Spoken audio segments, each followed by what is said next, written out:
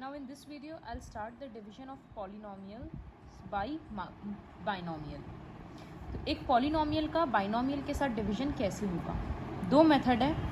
एक मेथड होता है फैक्टर मेथड और एक मेथड होता है लॉन्ग डिवीजन.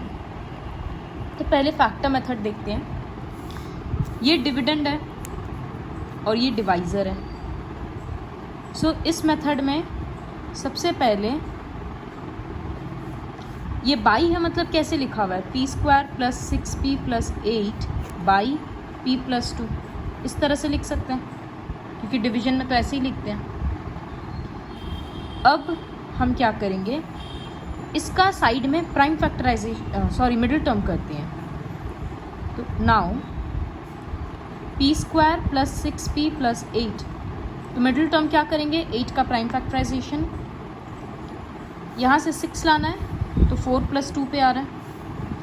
तो p² + 4p + 2p + 8 कॉमन लेंगे तो यहाँ से p, तो p + 4 और यहाँ से +2, तो फिर हो गया p + 4. तो फैक्टराइजेशन में क्या ये आया, फैक्टर्स. तो अब क्या लिखेंगे, ये वाला क्वेश्चन वापस लिख रहे हैं, p² + 6p + 8 बाई p + 2. यहाँ पर इसके बदले क्या लिखेंगे, ये दोनों फैक्टर p + 2 और p + 4 और नीचे में p + 2 है, ये कट गया तो p + 4 डिवीजन का आंसर आ गया. बहुत सिंपल प्रोसेस है क्योंकि मिडिल टर्म ऑलरेडी आता है. तो जो भी डिविडेंड है उसका मिडिल टर्म करेंगे. हमेशा ऐसा होगा कि एक फैक्टर नीचे से कट जाएगा, तो बस क्रॉस कर देंगे. फिर जैसे सेकंड क्वेश्चन है, x² - 7x - 18 बाई x - 9. तो इसका मिडिल टर्म करना है, पहले वही कर लेते हैं. x² - 7x - 18, 18 का प्राइम फैक्टराइजेशन करेंगे तो समझ ही आ रहा है कि 9 - 2 से 7 आएगा. लेकिन ऋतिका और चिराग, तुम लोगों का जो गलती हो रहा है, -7 है ना, तो 9 को बड़ा साइन माइनस का साइन देंगे और 2x को पॉजिटिव साइन देंगे ताकि -7 आए.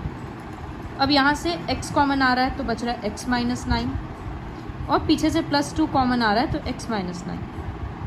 तो फैक्टर्स क्या हो गया, x - 9 और x + 2. फिर जब इस तरह से बाई करके लिखेंगे तो x - 9 कट जाएगा और आंसर आ जाएगा x + 2. So like this you'll have to complete everything. लेकिन इसमें क्वेश्चन नंबर 7 है, ये क्वेश्चन है. तो बुक में वो लोग क्या हिंट में लिखा है कि पुट x² = y. ऐसा करने का ज़रूरत नहीं है, सिर्फ यही देखो कि इसका मिडिल टर्म होगा. इसमें ये मत करना कि ये x² का स्क्वायर है, क्योंकि बाकी किसी को एक्सप्रेस नहीं कर सकते हम लोग आइडेंटिटी में. तो 10 का प्राइम फैक्टराइजेशन 2 और 5, तो x4 + 3x² - 10 = क्या लिखेंगे, 3 लाना है तो 5 - 2, तो लिखेंगे x⁴ + 5x² - 2x². हम लोग हर बार x लिखते हैं लेकिन अभी x² है तो वही लिखेंगे. अब यहाँ से क्या कॉमन आ रहा है, इन दोनों में से x² कॉमन आ रहा है. तो फर्स्ट टर्म में 4 है, उससे 2 चला गया तो 2 बच गया और यहाँ +5. पीछे में दोनों के पास माइनस है तो माइनस और 2 कॉमन आ रहा है, तो ये हो गया x² + 5. तो हो गया मिडिल टर्म x² - 2 और x² + 5. नाउ डिवाइड करने का टाइम आ गया. तो नाउ x4 क्वेश्चन लिख दिए इस तरह से. इसके बदले ये दोनों फैक्टर,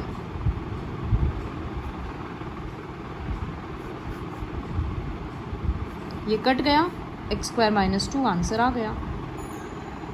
तो ये जो फैक्टर मेथड वाला होता है इसमें रिमाइंडर हमेशा ही 0 होता है क्योंकि कट के तो आंसर आ रहा है. लेकिन सारा डिवीजन हम लोग इस प्रोसेस से नहीं कर सकते हैं. बहुत सारा क्वेश्चन ऐसा रहेगा जिसमें हम लोग फैक्टराइज नहीं कर सकते हैं, तो उसके लिए हम लोगों को लॉन्ग डिवीजन यूज़ करना पड़ता है. इसका एक क्वेश्चन हम दिखाते हैं, क्वेश्चन नंबर 7। बहुत फोकस करना इसमें, क्योंकि बहुत इम्पॉर्टेंट है। क्लास 9 और क्लास 10 दोनों में ये कंसेप्ट से सम्स आता है। तो ये क्वेश्चन है, जैसे अगर रहता 15 डिवाइडेड बाई 4 तो हम क्या लिखते, 4 और 15 इसी तरह से। तो इसका मतलब ये डिवाइज़र है, यहाँ लिखाएगा, और ये डिविडेंड है, यहाँ लिखेंगे। लेकिन एक चीज़ का ध्यान रहना चाहिए कि ये हमेशा स्टैंडर्ड फॉर्म में रहना चाहिए, लेकिन ये स्टैंडर्ड फॉर्म नहीं है, तो 3z² को सामने लिखेंगे। यहाँ पर इस क्वेश्चन में डिवाइज़र और डिविडेंड दोनों स्टैंडर्ड फॉर्म में होना चाहिए। तो ये रहा डिवाइज़र, वो तो ठीक था, लेकिन इसको हम अरेंज करके लिख दे रहे हैं। बुक से कंपेयर करना, 3z² पीछे में था, उसको सामने लिख दिया, और साइन तो ऑब्वियसली चेंज नहीं करेंगे। अब देखो, मोनोमियल बाय मोनोमियल का डिवीजन में देखे थे ना, इसका पहला और इसका पहला डिवाइड कर रहे थे, वही काम यहाँ भी करना है। डिविडेंड का पहला पार्ट और डिवाइज़र का पहला नंबर, दोनों को, इसमें रफ वर्क बहुत इंपॉर्टेंट है, दोनों को साइड में डिवाइड करो। तो हम एक डिफरेंट जगह पे पूरा रफ वर्क करते हैं ताकि अच्छे से समझ आएगा। Just wait for few seconds.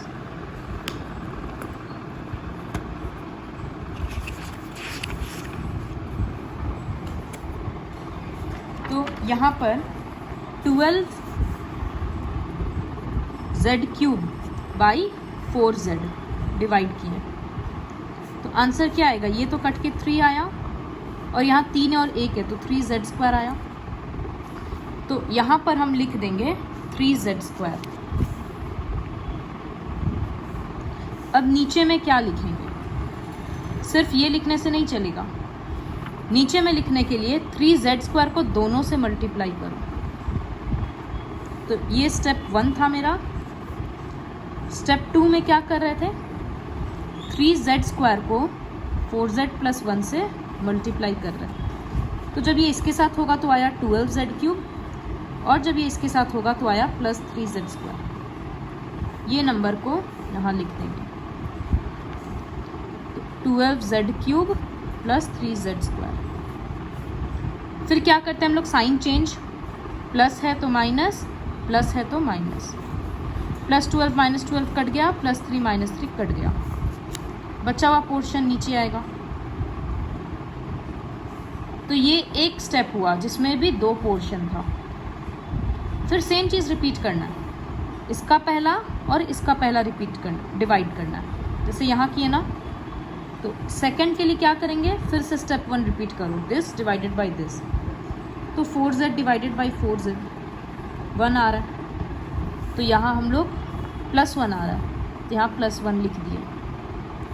Second step हम लोग क्या किए थे, जो आंसर आ रहा है उसको इसके साथ मल्टीप्लाई किए थे, तो 1 मल्टीप्लाइड 4z + 1, तो 4z + 1 ही आ रहा है, तो यहाँ लिख दिए 4z + 1। फिर से साइन चेंज करेंगे, यहाँ प्लस है तो माइनस, यहाँ प्लस है तो माइनस, 0 आ गया। तो कोशेंट क्या हुआ, ये वाला 3z² + 1, और रिमाइंडर क्या हुआ, 0। बहुत सिंपल वे में समझाए हैं, सिर्फ ध्यान देने का ज़रूरत है। इससे सिंपल वे में कहीं पर तुम लोगों को नहीं मिलेगा, ना नेट में ना स्कूल के टीचर से। तो एक बार रिपीट कर रहे हैं, फिर और सम्स दिखाएंगे। सबसे पहले अरेंज करके हम लिख दिए स्टैंडर्ड फॉर्म में। फिर ये बात याद रखना कि इसका पहला और इसका पहला को डिवाइड करना है। डिवाइड करके जो आंसर आएगा उसको डिवाइज़र से मल्टीप्लाई, वो यहाँ लिख देंगे। ऐसे मल्टीप्लाई हम लोग क्यों किए, अगर हम लोग 16 डिवाइडेड बाई 3 करते हैं, यहाँ 5 लिखते हैं, इस तरह से लिखते हैं, तो नीचे में क्या लिखते हैं, 5 × 3 लिखते हैं ना, 15। तो इसी वजह से यहाँ इसके साथ इसको मल्टीप्लाई कर करके लिखना पड़ रहा है। एक और क्वेश्चन करते हैं, कंसेप्ट और क्लियर होगा।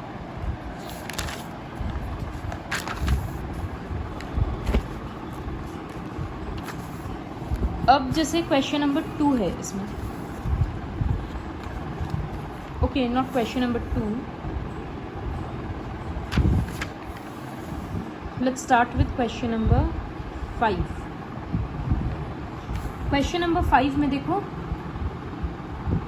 अरेंज्ड नहीं है, तो -6z² को सामने लिखना होगा जब डिवाइड करेंगे। ये वाला तो ठीक है, तो यहाँ लिख रहे हैं 3z - 4 और यहाँ लिखेंगे -6z² प्लस 29z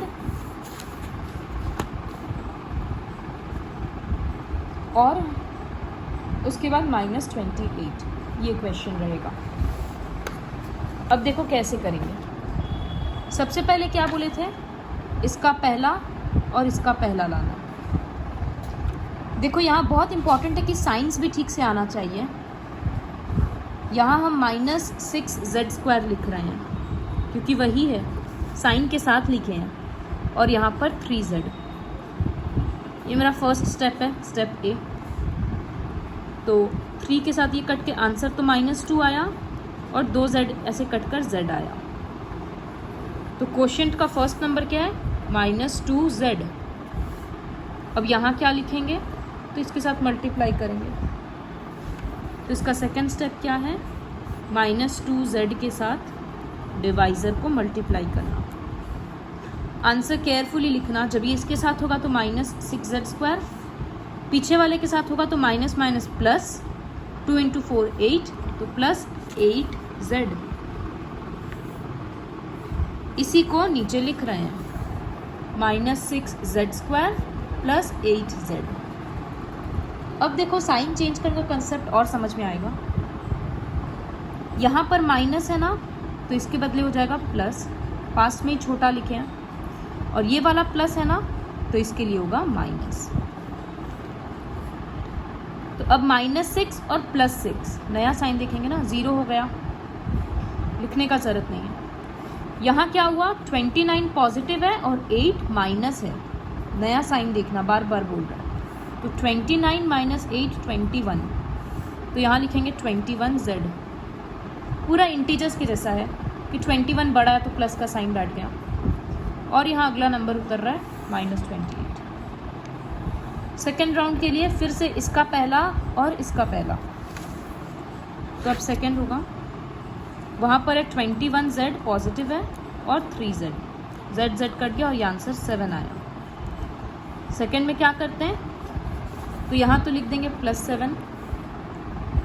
अब 7 को मल्टीप्लाई करेंगे डिवाइज़र के साथ, तो ये आ रहा है 21z - 28, तो यहाँ लिख देंगे 21z - 28। ये माइनस और ये प्लस, क्योंकि यहाँ प्लस था तो माइनस हो गया, माइनस था तो प्लस। इस बार नंबर्स वैसे सेम था तो कट गया, तो क्वोशिएंट हो गया -2z + 7 और रिमाइंडर हो गया 0।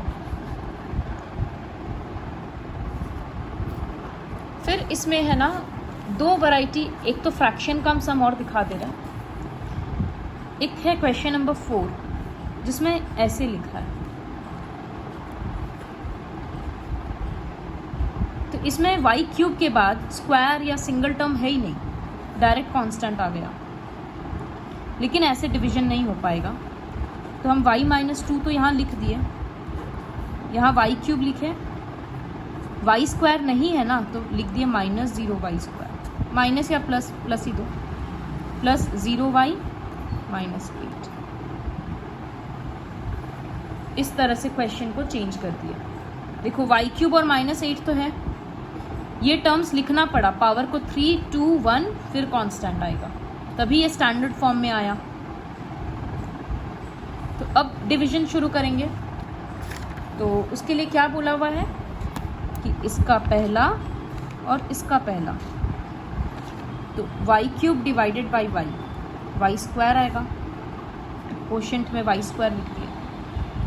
सेकेंड में क्या बोले कि इसके साथ पूरा डिवाइज़र मल्टीप्लाई होता है, तो y² × y - 2, यहाँ लिख रहे y³ - 2y², तो अब यहाँ लिख रहे y³ - 2y²। देखो 0 के साथ अब ये सॉल्व होगा, तो यहाँ प्लस है माइनस हो गया, माइनस है प्लस हो गया, ये कट गया। अब ये 0 और ये है +2, नया साइन लेना, तो 0 + 2 2 होगा y², और पीछे का टर्म्स नीचे उतार देते हैं। अब लिखेंगे 2y², इसका पहला और इसका पहला, तो डिवाइड करेंगे 2y² बाई y, कट के कितना आ रहा है 2y, तो यहाँ लिख दिए +2y। यहाँ अगर माइनस आता तो माइनस लिखते, कुछ नहीं है तो प्लस लिख रहे हैं। फिर 2y को पीछे वाले के साथ मल्टीप्लाई करेंगे, तो ये 2y² - 4y यहाँ लिख देते हैं। सॉरी, यहाँ 8 नहीं लिखना। फिर साइन चेंज करेंगे, यहाँ प्लस है तो माइनस, माइनस है तो प्लस। अब ये +4 और 0, तो 4y और -8 नीचे आ गया। अब क्या लाना है, 4y लाना है सिर्फ y से, तो वो 4 आया, नंबर कुछ साइन कुछ नहीं है तो +4 आया। फिर 4 को मल्टीप्लाई करेंगे इसके साथ, तो वो आ रहा है 4y - 8, तो यहाँ लिख रहे हैं 4y - 8। साइन चेंज करेंगे तो वो पूरा कट के रिमाइंडर 0 आ गया। तो ये रहा क्वोशिएंट और रिमाइंडर 0। तो इस तरह से भी करते हैं जब बीच का टर्म्स गायब रहता है, हायर पावर से सीधा लोअर पावर में आ जाता है, तो इस तरह से अपने मन से जीरोस पुट करना होता है। उसके बाद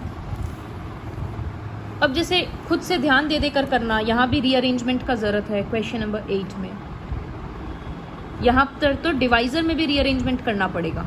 ये 2 + 3x लिखा है, तुम लोगों को 3x + 2 से डिवाइड शुरू इस तरह से करना होगा, ये बनेगा क्वेश्चन 2 में।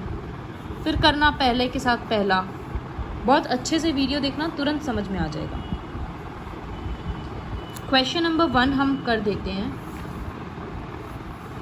देखो ऐसे कोई डिफ़िकल्ट नहीं है, बस लास्ट में फ्रैक्शन है बोलकर कर दे रहा है। यहाँ पर क्वेश्चन ऑलरेडी अरेंज किया हुआ है स्टैंडर्ड फॉर्म में, तो इसके साथ ये,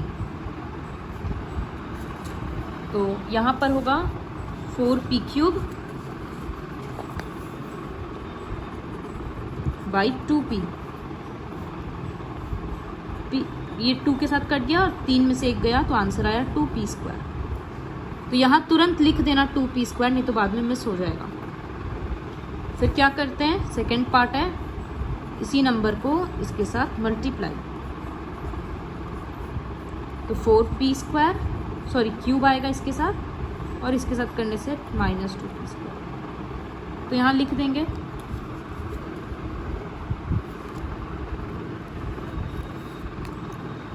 यहाँ लिख रहे हैं 4p³ - 2p²। ये कट गया, साइन चेंज कर दिए, प्लस का माइनस, माइनस का प्लस। नीचे वाले से देखना, ऊपर वाले से नहीं। ये +4 -4 कट गया। यहाँ नंबर क्या बचा, -4 और इसका +2, तो आंसर आएगा -2p²। तो यहाँ लिख दिया -2p² और बचा 1 नंबर्स उतार दिए। फिर से नया पार्ट आ गया, इसके साथ ये, तो -2p² by 2p, 2 cancel, p के साथ ये, तो आंसर है -p। तो यहाँ लिखेंगे -p। फिर ये जो आता है उसको मल्टीप्लाई करते हैं, तो ये इसके साथ होगा -2p² + p, तो यहाँ लिखेंगे -2p² + p। साइन चेंज करेंगे, इस माइनस का प्लस, इस प्लस का माइनस, ये कट गया। यहाँ आया 5p और यहाँ आया -5/2। अब क्या लाना है, 5p के साथ 2p, तो 5p/2p, p कट गया, 5/2 आया। तो लिखेंगे +5/2। अब 5/2 को डिवाइज़र के साथ मल्टीप्लाई, तो देखो जब ये इसके साथ मल्टीप्लाई होगा, 2 अभी मत काट देना कि ब्रैकेट के बाहर से काट देंगे, क्योंकि इसके पास नहीं है। तो जब ये इसके साथ होगा तब तो आंसर 5p आएगा, लेकिन जब ये इसके साथ होगा तो -5/2 आएगा। बार बार बोल रहे इसको काट मत देना। तो ये लिखेंगे 5p - 5/2। अब साइन चेंज होगा, यहाँ प्लस है तो माइनस, यहाँ माइनस है तो प्लस। सेम नंबर है, अपोजिट साइन है, कैंसिल होकर 0। तो ये रहा क्वोशिएंट और ये रहा रिमाइंडर। इतना सिंपल है। अब क्वेश्चन नंबर 3 में जो है, using long division check whether the second polynomial is the factor of first. जैसे जब हम लोग इस तरह से डिवाइड किए, आंसर 0 आया रिमाइंडर का, तो हम लोग क्या बोलेंगे? 2 इज अ फैक्टर ऑफ 16।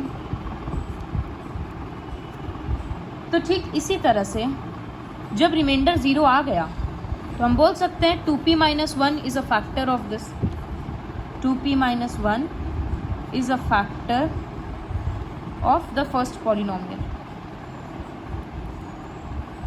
तो क्वेश्चन 3 में वही चेक करना है, बोला है कि चेक करो फैक्टर है या नहीं। तो जब जब रिमाइंडर 0 आएगा तब तब फैक्टर है, अदरवाइज नहीं है।